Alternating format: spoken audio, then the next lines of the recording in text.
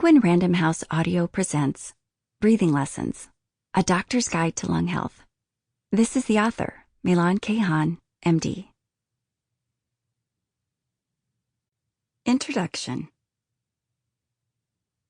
I grew up in a small town in Idaho where my father worked as a nuclear engineer and my mother as a nurse and teacher.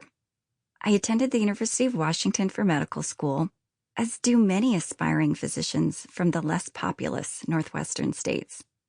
Having grown up and trained in rural areas, I intended to go back to Idaho to serve a small-town community where the need for well-trained doctors is large. But somewhere along the way, I was drawn to pulmonary and critical care medicine, in particular researching how we can better diagnose and treat lung disease. I wanted to contribute to the greater societal good, and in pulmonary medicine, I felt that I could have the greatest impact. I am now a professor of medicine in the Division of Pulmonary and Critical Care at the University of Michigan Medical Center. As a clinician, I have spent the last 20 years taking care of thousands of patients with a huge variety of lung problems. As a researcher, I have focused on gathering and analyzing data to help the global community better understand who becomes sick, how and why they become sick, and what we can do about it. To this end, I have enrolled patients into clinical trials. I have worked with others at my institution to develop imaging software that helps us better visualize the lungs and quantify the amount of disease. I have also partnered with the National Institutes of Health to explore how we can better set research agendas for the future, and consulted with pharmaceutical companies to help develop new treatments for patients. Through all of these interactions, what has struck me is both how little most of my patients understand about how the lungs work and how little attention lung disease receives, especially compared with other health conditions. That is, until the youth vaping epidemic and then the COVID-19 pandemic struck. Suddenly, many had questions about how the lungs work. What's smoking and vaping do to the lungs? What exactly causes oxygen levels to drop? And how devices like mechanical ventilators support failing lungs? The lungs are incredible. This single organ provides our bodies with life-giving oxygen, rids us of excess carbon dioxide, and regulates the blood's acid-base balance while also moving air past our vocal cords and nose, allowing us to speak, sing, and even smell. In listening to this program, I hope you share my excitement in understanding how your lungs work. But one of the problems that the lungs face is that they actually work a bit too well. By this, I mean they can suffer quite a bit of damage before anyone notices. Unfortunately, this also means that lung disease is too often ignored by both patients and physicians until late in the disease course. In this program, I address the challenge human lungs face in being constantly exposed to the environment and the crucial role they play in protecting us. I explore all the things that can go wrong with the lungs. Spoiler alert, there are many. And I explain the process lung doctors go through in diagnosing and treating lung conditions. Perhaps most importantly, I want to help you understand how you can protect your lungs. Beyond telling people not to smoke, this isn't something we as physicians do enough of. We don't talk about lung health, and that's a problem. We don't give our patients the information they need to preserve their lung capacity, which is crucial to preserving overall health. Lung health begins in the womb and extends throughout childhood and into adulthood, when we finally reach peak lung function. If you are a parent, this is information you need to know to protect your children. If you are a young adult, this is information you need to set yourself up for a lifetime of health. And if you are a patient or have a friend or family member living with lung disease, this program will hopefully help you have more informed conversations with your healthcare providers. I also offer my perspective on the peculiar position the field of lung medicine finds itself in now and how I believe we got here. Lower respiratory infections, primarily caused by bacterial infections, are the leading cause of death among children worldwide. Chronic obstructive pulmonary disease, known as COPD, is the third leading cause of death worldwide, and yet it continues to fly under the public's radar. Lung diseases remain poorly recognized and poorly understood. Factors that contribute to lung disease, such as air pollution, should be front and center in the mind of everyone, and yet they are not. Every doctor's office should have a spirometer to measure lung function, and yet they do not.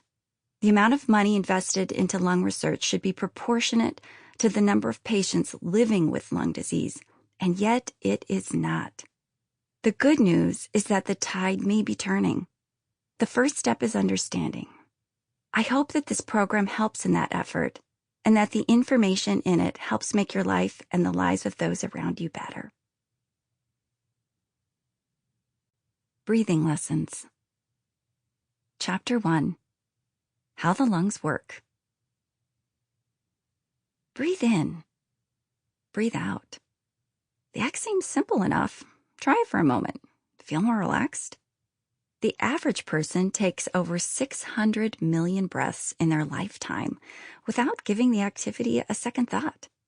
Breathing is an unapplauded marathon. Being able to breathe easily is something most of us take for granted. That is, until it isn't.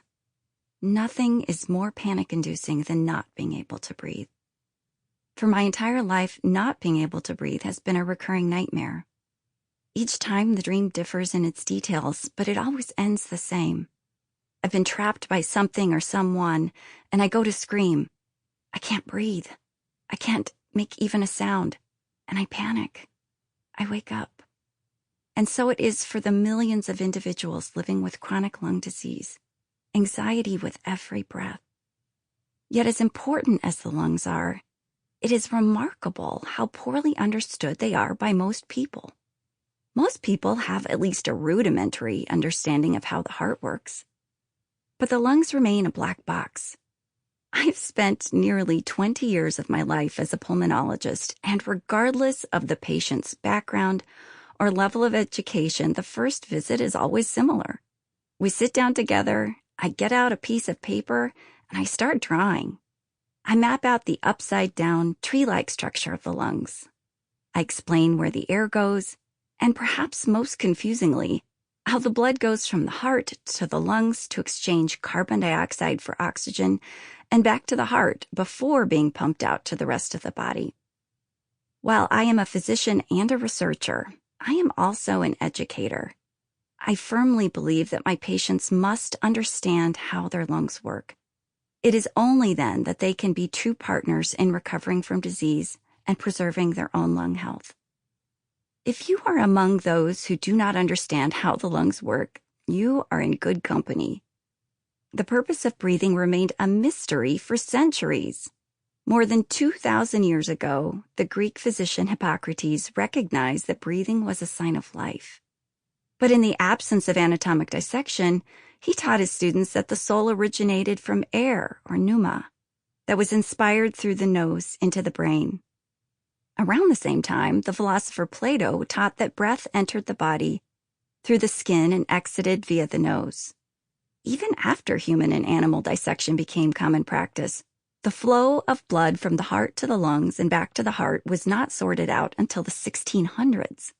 It wasn't until 1775, when oxygen was discovered by the French chemist Antoine Lavoisier, that it was recognized that the lungs exist to perform two primary functions: to take in oxygen and to expel carbon dioxide. And even today, there is much still to discover. Lung structure. The lungs sit in the chest, tucked on top of, around, and behind the heart. If you were to open up the chest cavity and take out the heart, you would realize how perfectly molded the lungs are to their surroundings. They take on the exact shape of the encasement the ribs form around them. The right lung has 3 lobes, upper, middle, and lower, while the left lung has 2 lobes, upper and lower, and a cutout called the cardiac notch where the heart sits.